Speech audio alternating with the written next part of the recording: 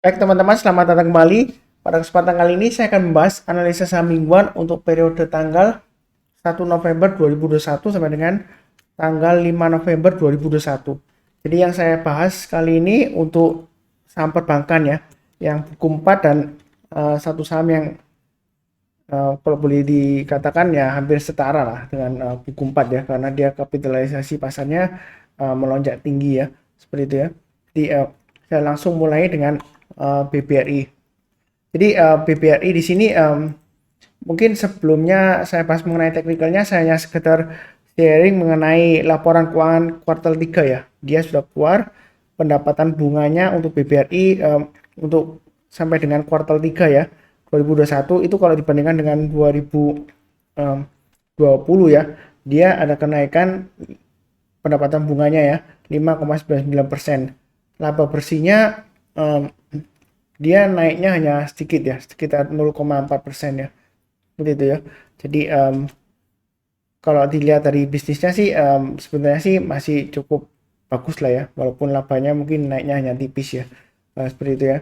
Itu dari segi fundamental menurut saya sih untuk BBRI nggak ada masalah yang berarti lah ya. Seperti itu ya. Sejauh ini ya. Kalau dilihat sekilas ya.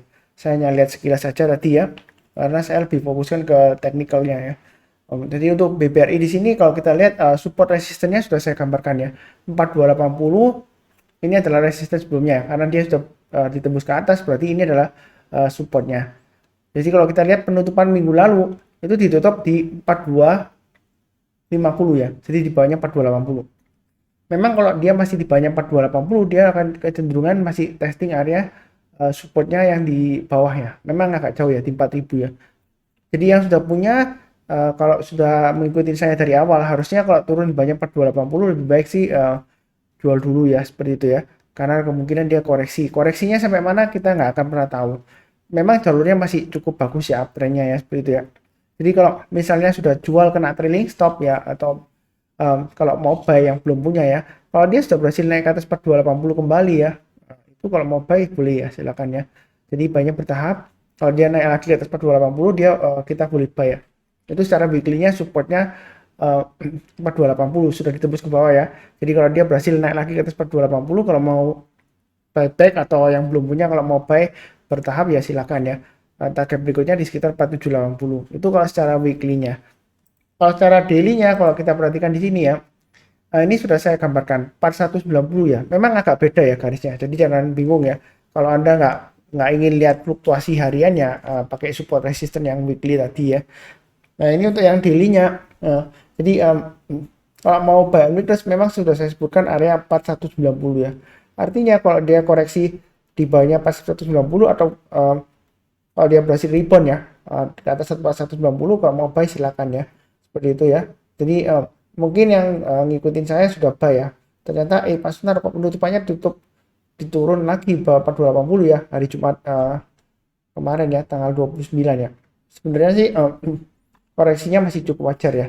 Jadi pasang aja trailing stopnya atau stop lossnya ya. Kalau buy-nya mestinya di atas ya. Jadi pasang stop lossnya di 4190 dan 4110 ya. Jadi intinya selama dia di atas 4190 masih cukup bagus. Ini area buy weakness. Kalau dia masih turun lagi ya tunggu lagi area di bawahnya sekitar 4050 ya. Nah, itu tuh BBRI. Jadi sebenarnya dia masih istilahnya di sini testing area konsolidasi lah ya. Ini kan sebelumnya dia naik tinggi terus kemudian dia cenderung koreksi. Ini masih testing ya. Kalau ini kita uh, gunakan acuan sebagai area konsolidasinya. Memang di sini selama di atas 4190 dia masih ada kecenderungan untuk breakout lagi ke atas 4460 ya. Uh, tapi hati-hati kalau dia gagal bertahan di atas 4190 ya, ada kemungkinan dia balik lagi ke bawah. Nah, seperti itu ya. Jadi kita belinya bertahap aja. Kalau mau buy sekarang boleh pasang stop lossnya 4190 dan 4110. Kalau dia naik lagi ke atas 4360, mau tambah lagi silakan. Naik lagi ke atas 4460 ya, berarti dia breakout ya. Silakan. Nah, ini garis-garisnya sudah saya berikan untuk average up. Jadi kalau dia naik lagi ke atas 4540 tambah lagi dan seterusnya. Target price-nya masih sekitar 4780 yang saya gambarkan ya. Kurang lebih ya. Nah, ini 4780 sekitar area inilah ya. Swing high-nya tertingginya memang pas sekitar 4800 kurang lebih ya sebelum right issue ya. Jadi saya kasih acuan 4780 ya. Itu kurang lebih untuk BBRI. Cukup ya. Berikutnya untuk BMRI. Secara weekly-nya dia masih cenderung sideways ya. Untuk BMRI. Jadi yang sudah punya kalau selama dia bertahan di atas 6850, ini garis saya yang sudah saya berikan ya. Sebenarnya masih potensial untuk breakout ke atas 7450 ya. Dengan targetnya di sekitar 8050 sampai dengan 8175. Itu resistennya atau target price-nya ya. Kalau dia berhasil breakout ke atas 7450 untuk BMRI ya. Nah, secara laporan keuangan memang pendapatan bunganya dia sampai dengan kuartal 3 tahun 2021 ya. Jadi dari Januari sampai dengan September akhir ya 2021, kalau dibandingkan dengan 2020 itu dia naik, pendapatan bunganya naik 8,88% ya. Kemudian laba bersihnya dia naiknya lebih tinggi ya. Laba bersih yang kuartal 3 ya, sampai dengan kuartal 3 ya 2021 dibandingkan 2020 itu naik 37,07% ya kurang lebih ya. Jadi kenaikannya itu kenapa labanya lebih fantastis, karena kebanyakan ya bank-bank itu dia beban bunganya turun drastis ya, seperti itu ya. Jadi dan juga ada pendapatan lainnya yang di luar operasional bank ya. Istilahnya kalau dalam laporan keuangan itu pendapatan operasional lainnya ya, seperti itu ya. Dia kebanyakan labanya didukung dari itu sih ya. Pendapatan operasional lainnya ya. Jadi bukan pendapatan dari bunganya, selisih dari pendapatan bunga kotor dikurangi beban bunga, enggak ya. Jadi ada pendapatan operasional lainnya. Jadi sejauh ini masih cukup bagus lah ya. Kalau kita lihat sih dari grafik asingnya, asing masih cenderung agresif koleksi ya ini ya. Masih cenderung agresif beli ya untuk Bank Mandiri ya. Jadi kalau kita lihat di sini memang saat ini di area konsolidasinya ya. Area buy and weakness kalau yang mau buy tunggu aja di 6850. Artinya kalau dia misalnya koreksi dekat 6850, kita belinya kalau dia berhasil rebound atau mantul ke atas 6850 kita buy. Naik lagi ke atas 7000 kita tambah lagi, naik ke atas 7100 tambah lagi dan seterusnya. Itu bagi yang buy on weakness ya. Kalau yang mau buy high sell higher, tunggu aja kalau dia naik ke atas 7225 buy, naik lagi ke atas 7325 tambah lagi, naik ke atas 7450 tambah lagi, naik ke atas 7500 tambah lagi ya. Jadi belinya bertahap aja karena ini masih konsolidasi di area atas. Kita jangan terlalu takut resistennya. Oh, ini pas sebentar 7325 resistennya. Berarti take profit aja sekarang mumpung nanti turun lagi takutnya. Kalau dia berhasil breakout ke atas 7325, dia kan masih mampu naik lagi ke atas 7450 dan ke atas 7500 ya.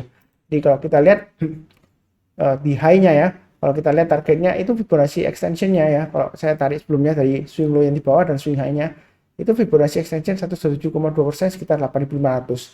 Sedangkan ini sebelum di masa kejayaannya sebelum pandemi ya, panik pandemi turun ya, itu dia pernah mencapai tingginya sampai 8000-an ya. Kalau dia berhasil breakout ke atas 7450 ya, di sini ya, dia masih ada peluang untuk naik lagi ke atas ya, 8000 dan 8500. Kalau takut ketinggian ya solusinya ada dua, belinya bertahap. Sebenarnya bukan dua sih solusinya, tiga ya kalau yang takut ketinggian ya. Yang pertama, buy-nya bertahap aja. Kedua, buy on weakness di dekat 6850. Kalau misalnya dia koreksi di bawah 6850, kita belinya kalau dia berhasil rebound ya. Kalau belum rebound kita jangan beli dulu. Ada kecenderungan dia testing lagi 6550. Kalau dia masih turun di bawahnya 6850. Kemudian pilihan yang ketiga, kalau misalnya takut ketinggian sekarang ya solusinya gampang aja sih, pilih saham yang lainnya ya, seperti itu ya. Jadi tiga solusi kalau takut ketinggian ya. Kalau sudah punya jangan lupa pasang trailing stop dan stop loss. Oke, cukup ya. Berikutnya untuk BBNI. Jadi setelah naik tinggi sampai 7575 ya. Minggu lalu dia koreksinya lumayan dalam ya sepertinya ya. Kalau kita lihat dari weekly-nya kan. Ini dia testing 6750. Jadi yang sudah punya dari bawah, hati-hati kalau dia turun lagi di bawahnya 6750 ya. Karena kalau dia turun di bawahnya 6750, ada kecenderungan dia bisa testing lagi turun area sekitar 6000-an sampai dengan 5750 ya. Ini titik breakout sebelumnya. Jadi hati-hati waspada saja, bukan berarti pasti turun ke bawah, enggak ya. Selama dia di atas 6750 masih ada harapan seperti itu ya, untuk breakout lagi mungkin aja. Tapi jangan terlalu agresif juga ya. Belinya bertahap. Itu kalau dari weekly. Kalau dari daily acuannya tetap di garis-garis yang sudah saya berikan ya untuk BBNI ya. Jadi untuk bank negara ini kalau area buy and weakness di 6750. Ini sebenarnya belum dikasih ya, tapi saya sudah sebutkan kalau dia berhasil naik ke atas 7.000, bolehlah buy on weakness ya. Penutupannya untuk hari Jumat ya, tanggal 29 Oktober dia pas di 7.000 ya. Jadi kalau dia turun di bawah 6.750, saran saya sih lebih baik jual dulu yang sudah punya ya. Kalau mau buy on weakness sebenarnya buy sekarang boleh atau tunggu di area 6.400 dan 6.200-an ya. Kurang lebih seperti itu. Maksudnya tunggu di 6.200 misalnya ya.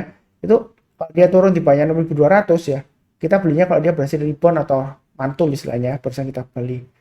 Jadi sejauh ini uptrendnya sebenarnya masih cukup bagus ya. Ini koreksi sebenarnya masih cukup wajar lah ya.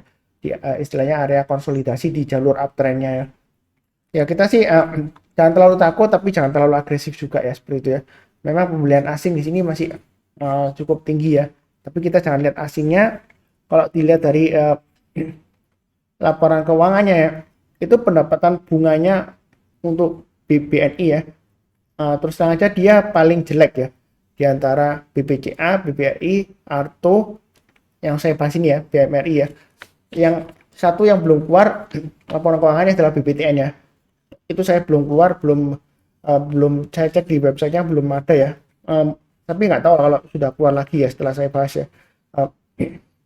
Dia pendapatan bunganya untuk BBNI kalau kita ambil dari Januari sampai dengan akhir September 2021 dibandingkan dengan tahun lalu 2020, dia pendapatan bunganya turun 10,72% ya. Tapi mungkin yang sisi positifnya laba bersihnya masih naik tinggi ya, 79,33%. Kebanyakan sih karena penurunan beban bunganya lumayan dalam ya.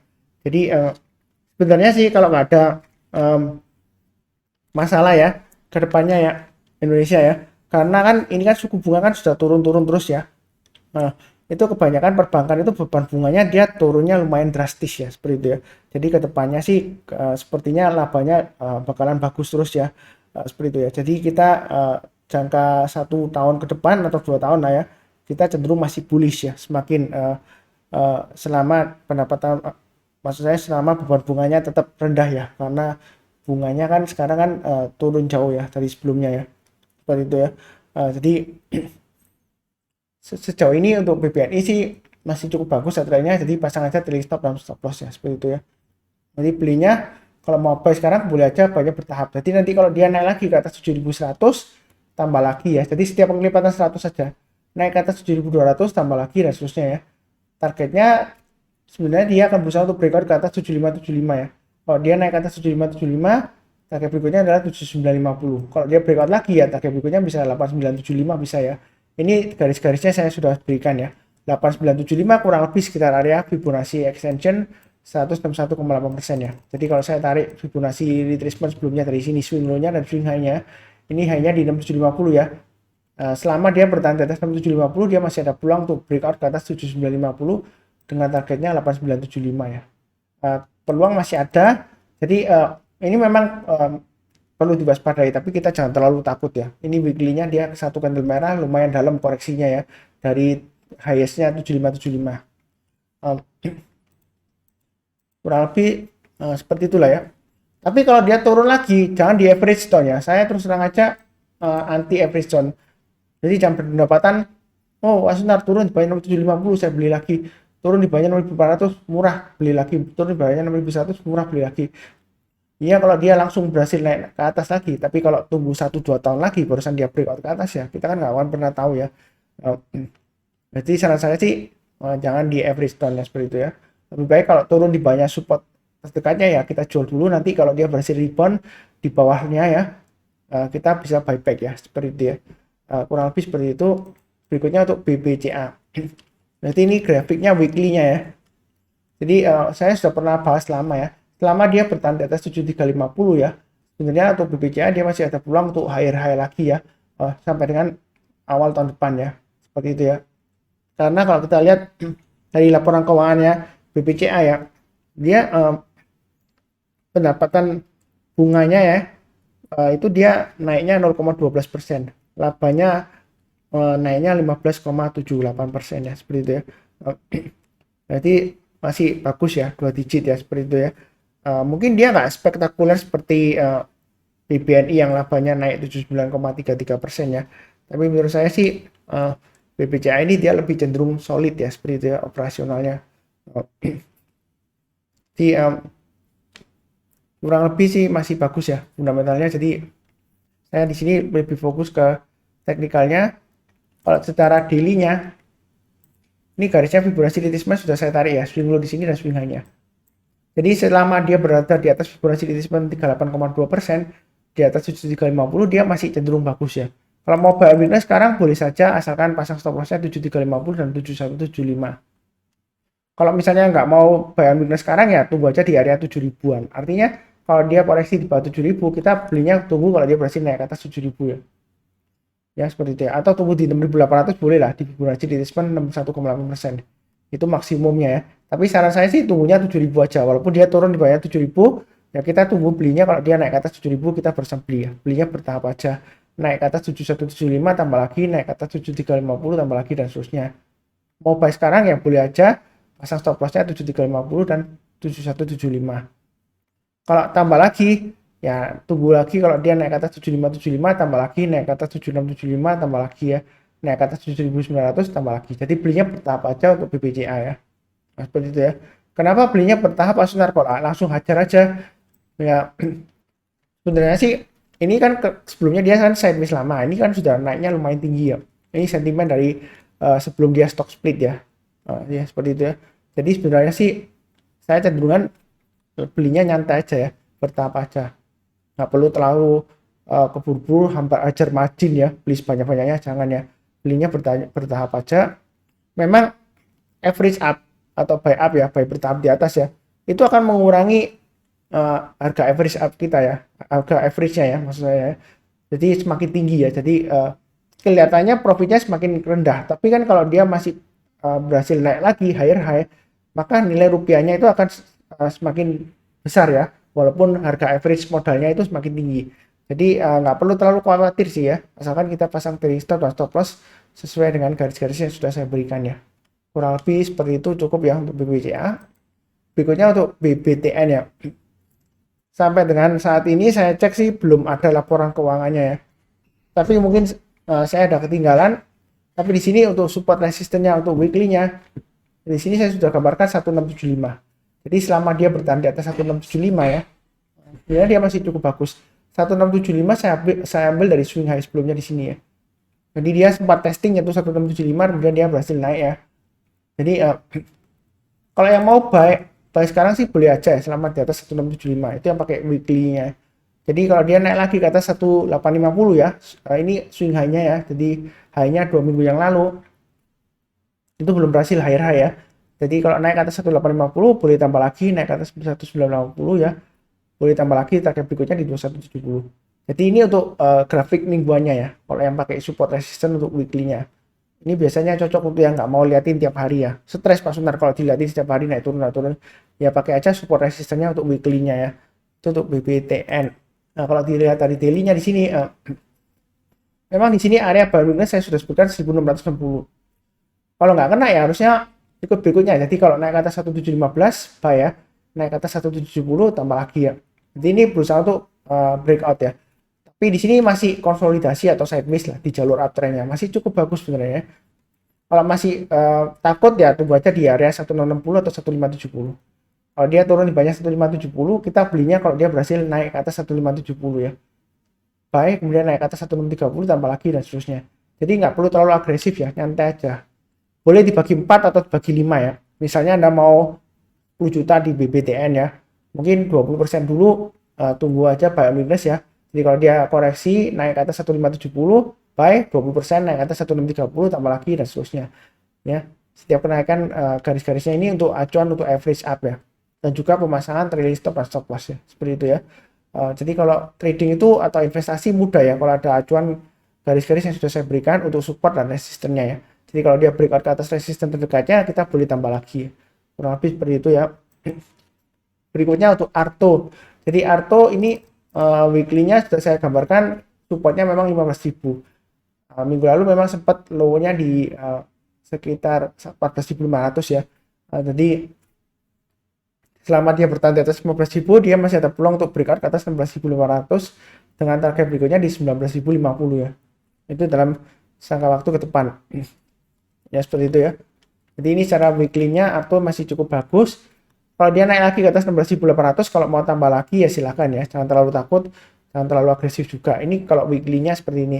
Kalau daily-nya memang garisnya wah banyak sekali Pak Sunar, jangan bingung ya. Uh, Terus terang Arto itu saya sudah punya, ya kan? Saya sudah beli sebelumnya, kemudian sudah jual lagi kena trailing stop ya. Tapi saya belum buyback ya. Harusnya saya buyback tapi um, terakhir kemarin saya belum buyback ya. Tanggal 9 Oktober waktu hari Jumat ya. Jadi saya ada antri tapi terus terang aja nggak dapat ya. Jadi istilahnya ketinggalan nih, nggak apa-apa lah ya. Nanti mungkin saya belinya kalau dia naik lagi ke atas 16.000 saya tambah lagi. Jadi yang sudah punya kalau mau tambah lagi ya naik ke atas 16.000 tambah lagi, naik ke atas 16.500 tambah lagi dan seterusnya. Jadi belinya bertahap aja. Memang garisnya ini banyak banget ya. Ini untuk average up kalau mau tambah lagi ya. Jadi nggak usah terlalu takut, tapi jangan terlalu agresif ya. Kalau buy on weakness takut ya, Pak Sunar, saya masih takut. Ya belinya bertahap aja yang pertama ya. Atau tunggu buy on weakness di 13.500. Artinya kalau dia koreksi di bawah 13.500, kita belinya kalau dia berhasil rebound atau mantul ke atas ya. Saya nggak mendoakan turun nggak ya, mudah-mudahan dia masih breakout ke atas. Misalnya kalau dia koreksi ya, tunggu di sini kalau nggak berani buy sekarang ya. Kalau sudah punya pasang trailing stopnya atau stop lossnya di 15.000 dan 14.500 ya seperti itu ya. Sebetulnya sih kalau pasang trailing stop di 15.500 ya boleh-boleh saja ya. Tapi kan penutupan di 15.500. Kalau Anda pasang di sana ya berarti Anda langsung jual ya. Seperti itu ya. Jadi mungkin agak ke bawah 15.000 atau 14.500 lah. Itu trailing stopnya atau stop lossnya ya. Jadi masih cukup bagus, trennya masih peluang untuk breakout lagi ke atas 16.875 garis saya ya. Tapi di sini swing high yang di sini ya ini tanggal 23 September high-nya di 16.800. Tapi saya kasih garisnya di 16.875. Ini saya ambil dari high-nya ini ya. Saat kurang lebih sekitar ini ya, 19 Agustusan ini ya. Sebenarnya sih 16.900 ya. Tapi saya ambilnya sepertinya saya ambilnya sebelumnya dari 13 Agustus ya. 16.875. Jadi garis ini saya sudah berikan lama ya. Jadi kalau yang sudah mengenal saya lama, ikutin saya dari awal, itu sudah saya berikan lama ya. Sebenarnya sih nggak belum ketinggalan ya kalau beli Arto ya. Kalau dia breakout ke atas 16.000 malah bagus ya, ada peluangan dia akan naik lagi sampai dengan 19.050. Mungkin sebelumnya ada beberapa yang meragukan, oh Pak Sunar ini kan dia 16.875 nggak sempat breakout ke atas, malah dia turun. Ini sebelumnya kan dia gagal terus ya, sideways, gagal breakout 16.875 ke atas ya, malah dia turun. Ini kan satu kali, dua kali. Oh ketiga kalinya dia pasti gagal lagi nanti Pak Sunar. Jadi harus jual dulu kalau 16.875. Sebenarnya sih nggak salah juga ya, tapi nggak benar juga ya. Bisa aja kalau dia naik ke atas 16.875, dia masih bisa breakout higher high ke 19.050. Uptrendnya yang jelas jauh ini masih cukup bagus. Ini area sideways atau konsolidasinya ya, istilahnya masih wajar ya setelah dia naik tinggi ya. Kurang lebih seperti itu ya. Itu untuk saham perbankan saya sudah bahas 6 ya, seperti itu ya, cukup ya. Jangan lupa cek analisa saham mingguan yang lainnya ya. Jadi saya bukan hanya bahas yang ini, ada beberapa analisa saham ya. Silahkan cek videonya, playlistnya ada di video deskripsi di bawah ini. Sedikit mengenai laporan keuangan kuartal 3 ya, Arto ya. Jadi memang untuk Arto ya, dia pendapatan bunganya naiknya luar biasa ya, 478% ya. Dari awal sampai dengan kuartal 3 ya. Dia pendapatan bunganya naik. Tapi dia sebenarnya kalau kita lihat dari berita ya, kuartal 3 dia sudah untung 14 miliar. Karena setelah 7 tahun rugi terus akhirnya dia untung ya. Seperti itu ya. Tapi sebenarnya dia masih rugi ya kalau kita hitung dari Januari 2021 sampai dengan periode akhir akhir September ya maksud saya, kuartal 3 ya. Itu dia masih rugi. Tapi ruginya kalau dibandingkan dengan tahun lalu itu berkurang 69% ya. Seperti itu ya. Jadi kalau lihat di berita itu dia ruginya masih sekitar 32,6 M ya. Walaupun di beritanya dijelaskan ya, kuartal 3 saja yang dia untung 14 miliar. Tapi secara keseluruhan dari awal Januari ya kan sampai dengan periode akhir September ya 2021 itu dia totalnya masih rugi 32,6 M ya. Tapi untuk kuartal 3 aja dia untungnya 14 miliar ya seperti itu. Pendapatan bunganya dia naik tinggi seperti itu ya. 478% ya. Saya juga nggak tahu gimana caranya dia kok pendapatan bunganya bisa melonjak naik tinggi ya. ya mungkin sentimen dari sebelumnya juga bisa ya, eh, ada investor masuk yang baru seperti apa. Mungkin juga karena Gojek juga ya. Tapi kalau kita lihat di sini sih, saya lebih fokusnya ke analisa teknikalnya saja ya, seperti itu ya. Yang perlu diingat ya, kalau dia turun di bawah 13.500, saran saya entah dia bagus, laporan keuangannya naik lagi atau gimana, lapannya naik tinggi. Kalau dia turun di bawah 13.500, saran saya sih jual dulu ya, seperti itu ya. Terus terang sebelumnya saya pernah coba biometrics di bawah sini ya, tapi ternyata gagal ya. Jadi tapi untungnya kerugian saya waktu saya coba istilahnya tangkap pisau jatuh ya, waktu itu kan turun ya. Saya sudah pernah cerita juga di video sebelumnya. Jadi tapi begitu dia naik lagi, saya juga disiplin buyback. Jadi kalau kunci sukses di saham itu kan sabar, fokus, dan disiplin ya. Tapi disiplin itu yang terakhir ya, itu jangan salah paham, disiplin cut loss ya. Dan jangan disiplin cut loss doang. Kalau disiplin cut loss doang, kapan profitnya? Kalau dia sudah berhasil naik lagi ya, rebound dan berbalik arah ke atas, ya kita buyback ya kalau kita fokus ya. Makanya kan kuncinya sabar, fokus, dan disiplin. Tapi disiplin itu bukan hanya disiplin cut loss. Kalau dia berhasil lagi ya uh, kita buyback ya, seperti itu ya. Memang saya sudah pernah gagal sebelumnya satu kali. Uh, Waktu saya coba-coba di bawah. Jadi kalau di bawah 13.500 memang masih resiko ya. Jangan terlalu agresif ya. Uh, Maksud saya kalau di bawahnya 13.500 jangan terlalu agresif terus hold, apalagi tambah lagi ya, atau freestone ya, jangan ya. Karena saya lebih baik jual dulu kalau di bawahnya 13.500 ya, seperti itu ya. Itu kalau boleh dikatakan dia istilahnya support psikologis lah ya. Kalau dia sudah di bawahnya 13.500, kecenderungan sih masih terus lanjut ke bawah ya, seperti itu ya. Ya saya nggak mendoakan turun, nggak ya, saya nggak pernah mendoakan jelek, saya selalu mendoakan yang terbaik, tapi kita juga harus realistis ya, seperti itu ya.